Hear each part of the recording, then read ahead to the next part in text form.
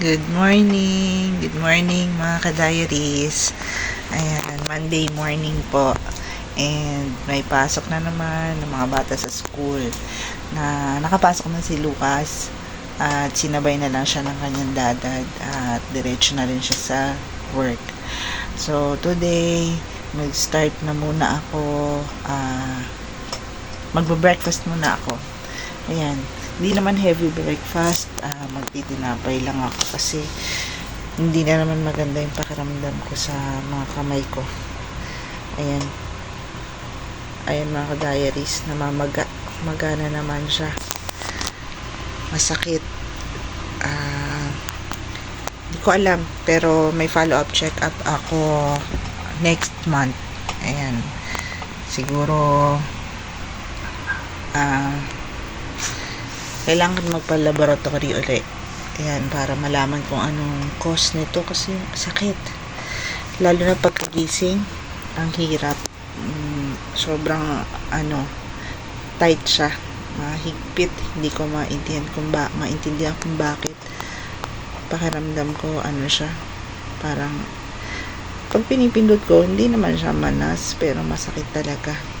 Yung mga buto, pero buong kamay ko tsaka yung left arm ko, kaya medyo nag-iisip din ako dahil alam nyo na mahirap na sa kagaya ko na merong karamdaman. Ayan, at ayan, ang daming naiwang ayusin. Ayan, pinaghigaan. So mamainit muna ako. Ayan, kunin ko muna yung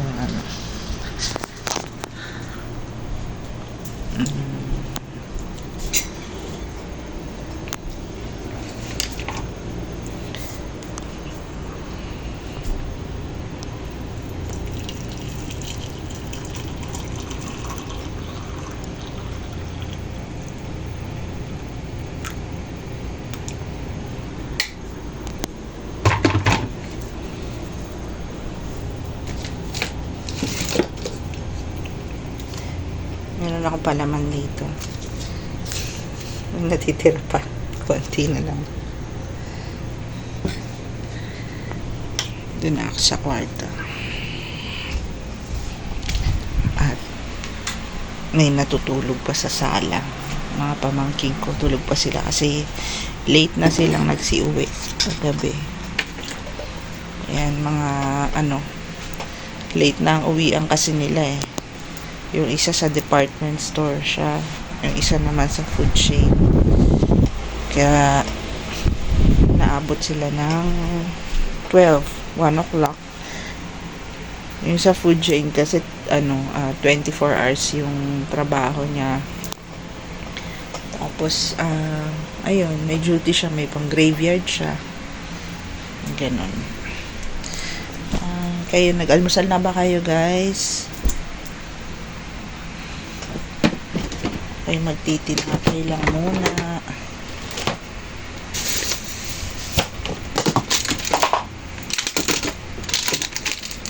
Meron ako ditong peanut pieces.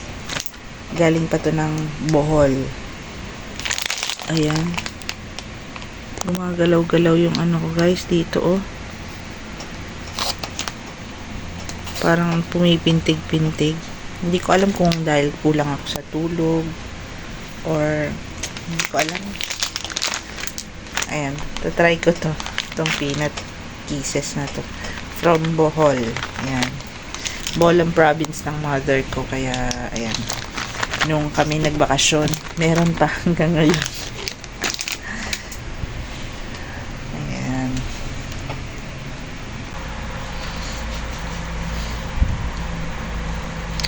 mag-almusal na po tayo. Pandesal. Cute. Cute na pandesal. Cute na pandesal. Dito sa amin, nagtitinda yung mga rolling bakery. Ayan. May tagdo-2 pa. Tagdo 2 pesos. Ganyan ka-cute.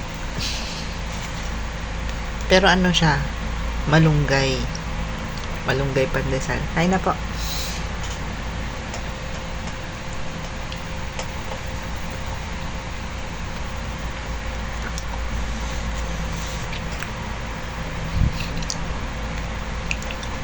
Kahapon dapat maglalaba ako. Kaya lang, maglalaba na ako, bumuhos na naman yung ulan. Sa labas, open kasi yung area namin, 'di ba? Mababasa talaga ako. Iniiwasan ko kasi yung likod ko. Dahil sumasakit pagka naanggian ako ng naanggian ako ng ulan. Parang pinapasok ng lamig yung likod ko. Madalas masakit. Isa pa yan na gusto kong mapatignan yung likod ko. Medyo pumayat nga ako, guys. Pumayat po ako ngayon.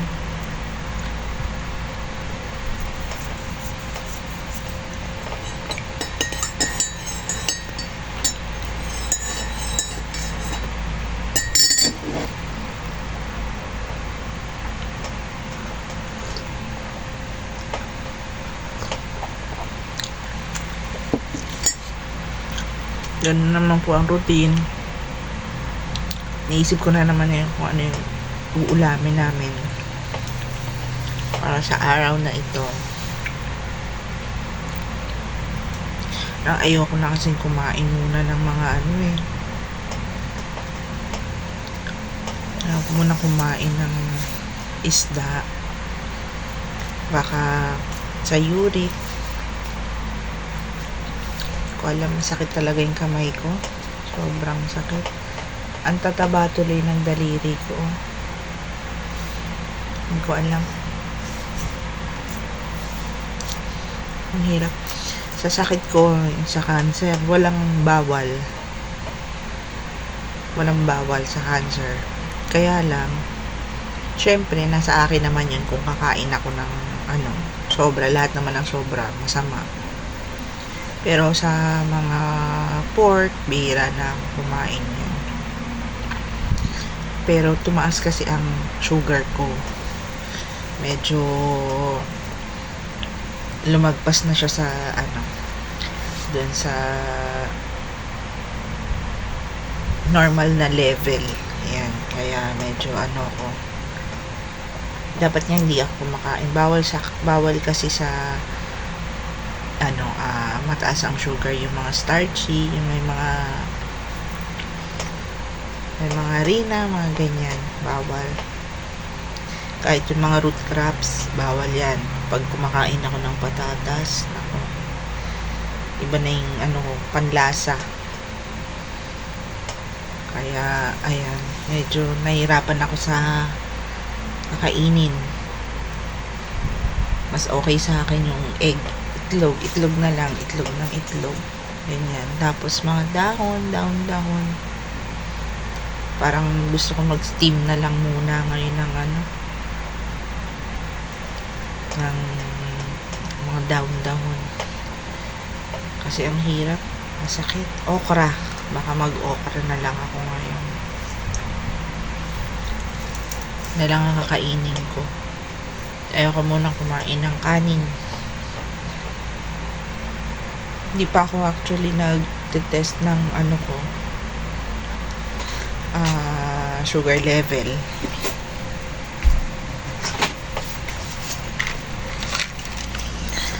Ayan, meron naman ako dito.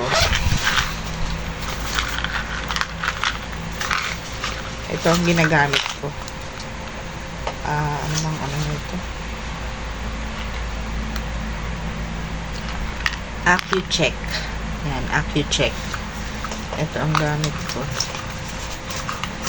Ayan. Paubos na nga rin dahil ayan.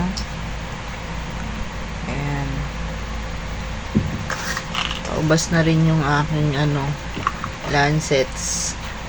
Ang isang ganito ay 25 pieces. Ang mahal po. Basta medyo mahal ang isang ganito. Parang 2 piraso na lang yata to. Yan, kailangan ko nang bumili ng bago. At ito yung aking ano naman, yung kalimutan ko anong tawag dito. Parang yung nilalagay sa ano para dito inaano yung sa dugo, yung makukuhang blood, nilalagay siya dito, ini-insert dito. Ayan, kailangan naka-monitor tayo sa ano, blood sugar. Napakahirap magkasakit, kaya kayo sa mga wala namang sakit dyan, huwag nyong abusuhin yung sarili nyo porque wala kayong sakit. Yan, wag sosobra dahil talagang lahat talaga ng sobrang hindi maganda ang nagiging resulta. Malakas akong kumain ng kanin. Ayan, malakas akong kumain ng kanin kaya medyo ano, ito ganito. Tapos nagkaroon ako ng fatty liver. Yung fatty liver ko kasi ay ano na,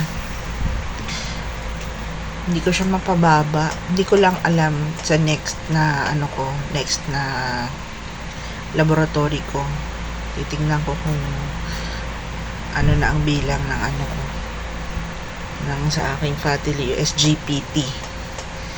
Doon nakikita SGPT ko medyo mataas talaga, pero sana naman maging okay na kasi napakahirap talaga, hirap.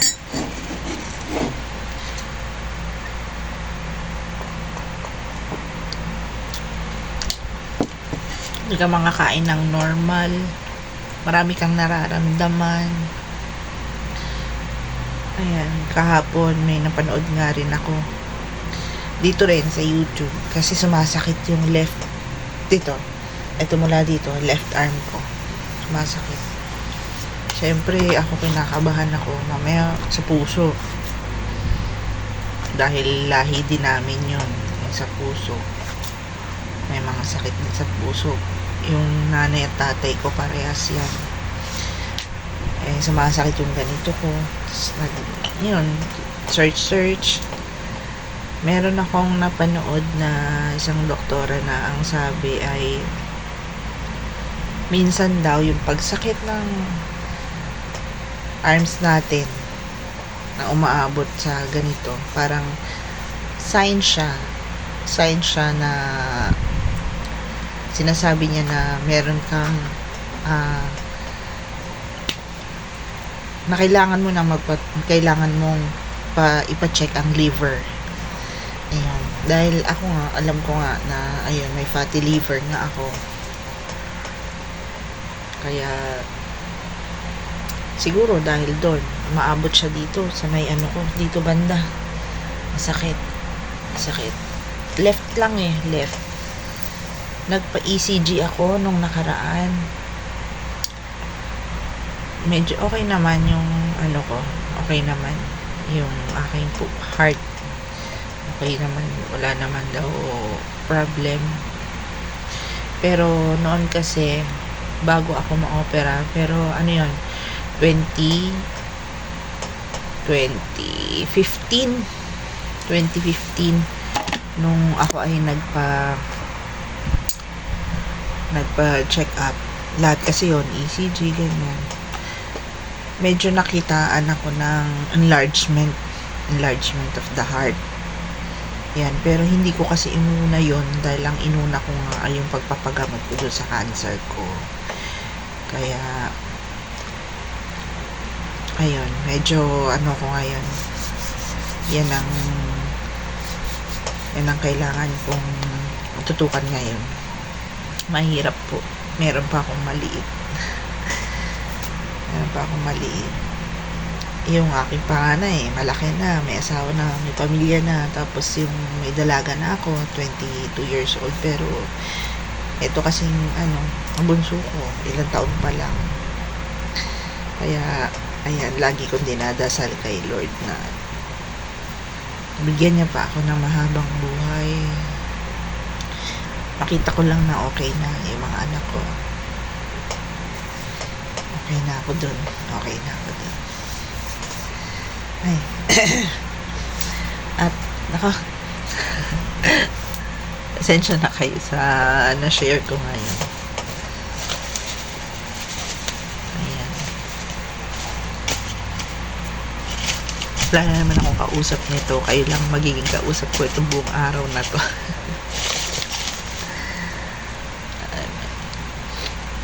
Almusal na rin po kayo. Ito. Sayang kasi marami pang laman. Ay.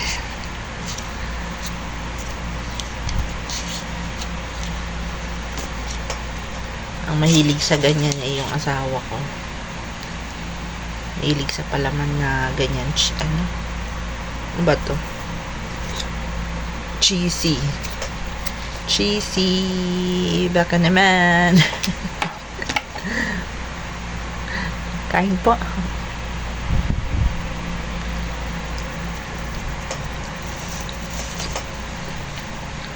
Kailangan ko siguro mag-walking before matulog sa gabi. Kaya lang mag-isa lang kasi ako. Takot din ako mag-isa ako. Mahirap. Ang asawa ko kasi maagang umaalis pero gabi nang umuuwi. Buhay ng rider.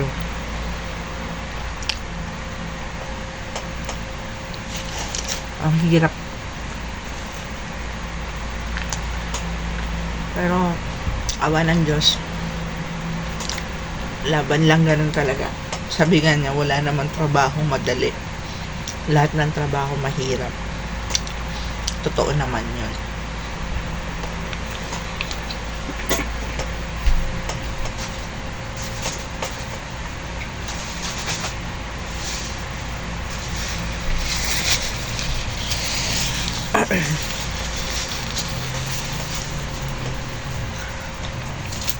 Mamaya pagka hindi na umulan, tutuloy ko ng paglalaba ko. Actually hindi naman talaga dahil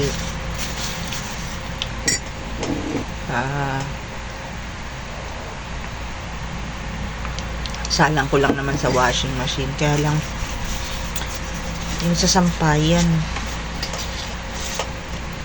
wala pong hubong wala pong yung sampayan ko. Doon ako nahihirapan sa sampayan. Kasi mababasa rin siya kapag mabasa din yung aking mga nilaban.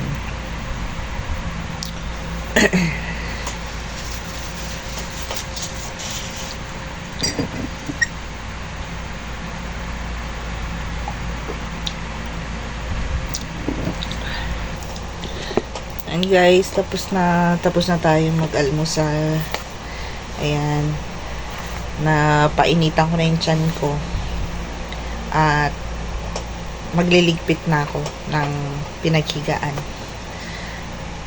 Ayan, lipat ko na.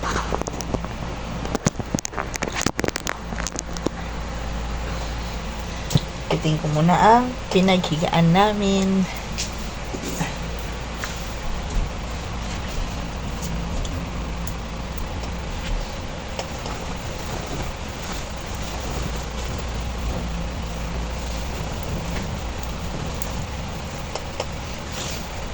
Ganito yung mga kumot namin.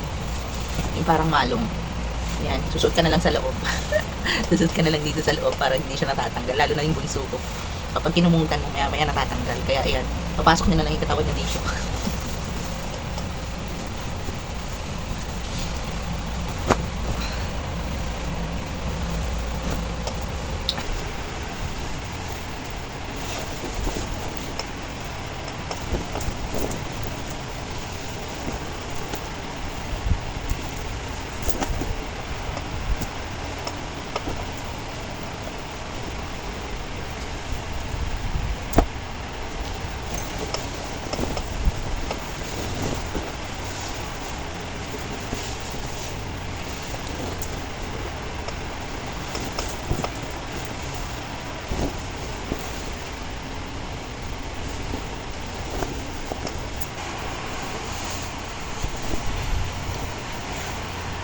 Guys, hanggang dito na lang po muna siguro ang video ko ngayon at naayusin ko muna dito sa bahay.